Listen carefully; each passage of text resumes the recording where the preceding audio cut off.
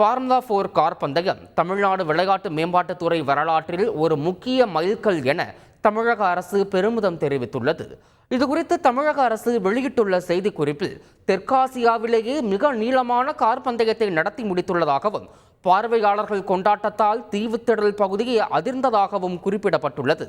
அடுத்த ஆண்டிலும் பந்தயத்தை நடத்துவது குறித்து முதலமைச்சருடன் ஆலோசித்து முடிவெடுக்கப்படும் என அமைச்சர் உதயநிதி ஸ்டாலின் கூறியதை மேற்கோள் காட்டியுள்ள தமிழக அரசு இந்த பந்தயம் இந்திய வீரர்களுக்கு சர்வதேச அளவில் போட்டியிடுவதற்கு முக்கிய தளத்தை வழங்கும் என கார்பந்தய வீரர் நரேன் கார்த்திகேயன் பாராட்டியதையும் சுட்டிக்காட்டியுள்ளது.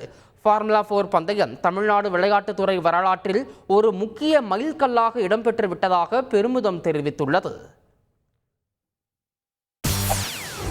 செய்திகளை உடனுக்குடன் தெரிந்து கொள்ள உடனே சப்ஸ்கிரைப் பண்ணுங்க.